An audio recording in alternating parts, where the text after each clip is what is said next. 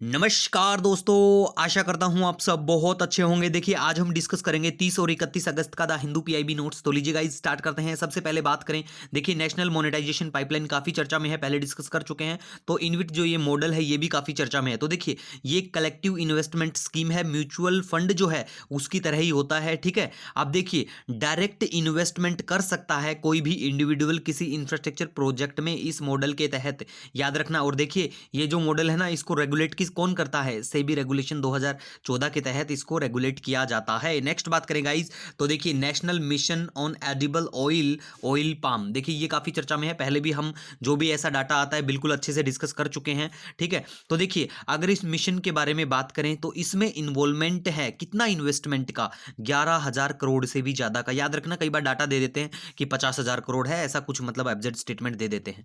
दूसरा बात करें, इसका मेनली एम है सेल्फ रिलायंस बनाना, इंडिया को बिल्कुल आत्मनिर्भर।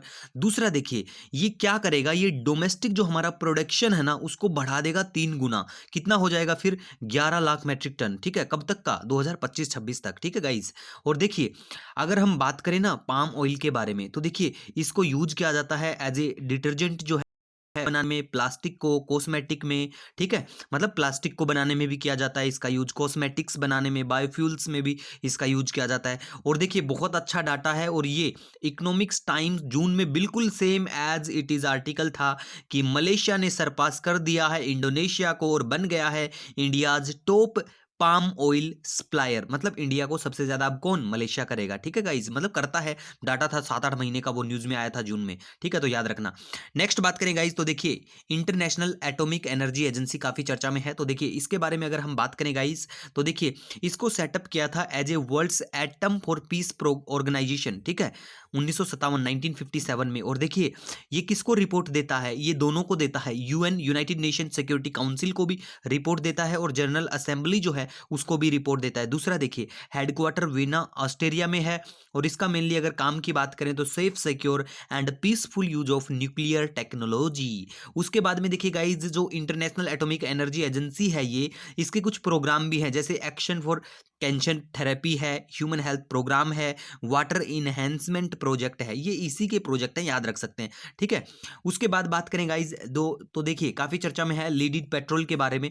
तो देखिए इसके बारे में हम बात करें ना, सबसे पहले तो भैया ये होता क्या है, देखिए लीडिड पेट्रोल जो है ना हैवी पोल्यूटेंट होता है, और ये सिर्फ एनवायरमेंट के लिए नहीं, आम लोगों के लिए भी खतरनाक होता है।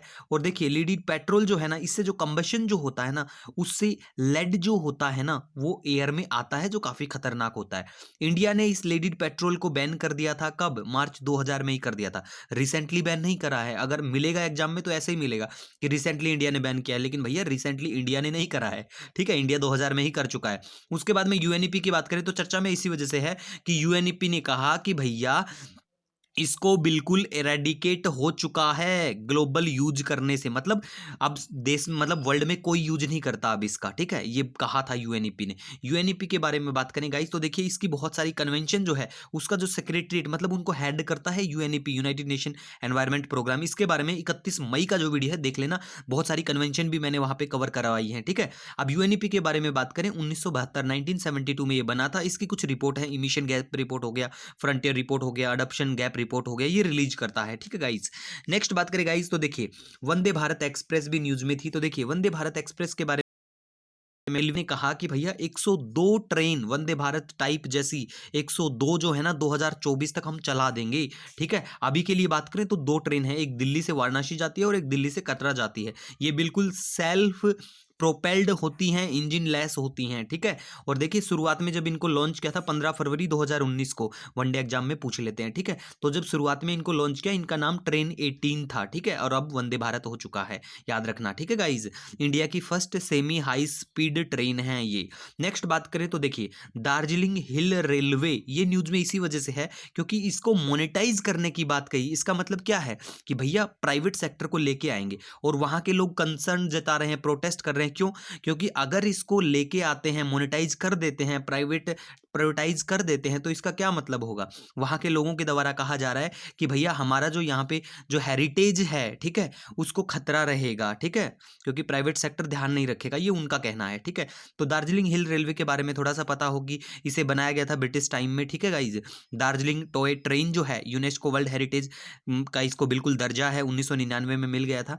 पाशमीना शॉल जो है कश्मीर की, ये भी चर्चा में है, जीआई टैग शॉल है बिल्कुल, ठीक है? उसके बाद गाइस बात करें तो देखिए मोपिल्ला रिबेलियन जो है ना, पहले डिस्कस कर चुके हैं। मालाबार का जो रिबेलियन कब होता है? 1921 में होता है। याद रखना ये बेसिक इन्फॉर्मेशन है, 1921 में होता है, ठीक है गाइस? 100 साल पूरे हो गए हैं, ठीक है? क्यों न्यूज में था ये भी हमने डिस्कस किया था कि भैया इसके तहत जो लोग मरे थे उनको शहीद का दर्जा दिया गया था, तो बताया गया कि उनका नाम हटा देंगे वहां से, ये कोई शहीद नहीं थे। क्यों? क्योंकि बताया गया कि पहली बात तो देखिए ये जो मोपल्ला रिबेलियन है ना, ये मुस्लिम थे मालाबार के। मालाबार कौन सा एरिया है? देखिए नॉर्थ केरला जो है ना, वहां पे ये लोग थे। और मेनली ये क्या कर रहे थे? ये प्रोटेस्ट और इनका जो ये रिबेलिएशन मतलब रिबेल जो कर रहे थे ना, वो किसके अगेंस्ट में था? ये ब्रिटिश और हिंदू लैंडलॉर्ड के अगेंस्ट में था। तो यहाँ पे बताया जाता है कि बहुत सारे हिंदुओं को इन लोगों ने मारा था, तो ये एक मतलब कम्युनल था, ये कोई देशभक्ति के लिए नहीं था, ठीक है? ये कहा जाता है। तो देखिए इसको पूरे 100 साल हो गए, तो थोड़ा पता होना चाहिए। फिर देखिए खिलाफत कमेटी भी बनती है, तो उसके हेड कौन? जैसे कि एक रिलीजियस पर्सन होते हैं अंडर, कौन है? नाम देखिए उनका पोन्नी है, महादूम तेंगल पोन्नी, ठीक है? एक वैगोन ट्रेजेडी भी होती है, ठीक है? वैगोन ट्रेजेडी। वैगोन ट्रेजेडी में क्या होता है? 60 के आसपास मोपिल्ला जो प्रिजनर होते हैं, अंग्रेज उनको एक जेल से कहीं लेके जा रहे होते हैं, ठीक है? तो वो सफोकेट मतलब सफोकेशन से ही मर जाते हैं, ठीक है? उसे वैगोन ट्रेजेडी कहा। हाँ गाइस, आज हम बात करें ना तो देखिए सेंसस और काफी चर्चा में है, जैसे कास्ट बेस्ड सेंसस चला हुआ है ना, तो देखिए सेंसस और socio economic caste based census के बारे में बात करें ना, तो मेनली डिफरेंस की बात करें गाइस, देखिए सेंसस जो है ना, इसको कैसे रेगुलेट किया जाता है? इसको रेगुलेट करते हैं सेंसस एक्ट 1948 के तहत, ठीक है? बिल्कुल इसके तहत जो इन्फॉर्मेशन होती है वो कॉन्फिडेंशियल होती हैं। और सोशियो इकोनॉमिक कास्ट सेंसस जो होता है ना, इनमें डिफरेंस मेनली यही होता है कि सोशियो इकोनॉमिक कास्ट सेंसस जो है वो open to use by government department to grant benefit to household, ठीक है? ये थोड़ा डिफरेंस है इनमें। और सॉरी गाइज, कंसर्न की बात करें ना, तो देखिए कंसर्न ये है कि भैया अगर ऐसे आ जाता है, अगर कास्ट बेस्ड सेंसस प्योर मतलब प्योरली आ जाता है तो क्या होगा? देखिए लोगों को पता चल जाएगा कि भैया हमारी कास्ट है वो कितने परसेंट है, तो फिर लोग सेपरेट कोटा की भी डिमांड कर सकते हैं। ये एक बहुत बड़ा कंसर्न हो सकता है। उसके बाद अगर गाइज हम बात करें तो देखिए बीसीजी वैक्सीन जो है ना, ये काफी चर्चा में है। क्यों?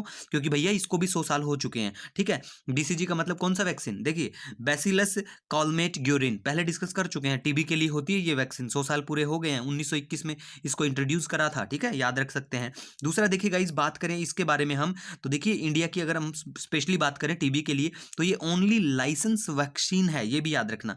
और वर्ल्ड में मोस्ट यूज्ड वैक्सीन है। हर साल की बात करें ना, तो 120 मिलियन डोज हर साल लगाई जाती हैं बीसीजी वैक्सीन के।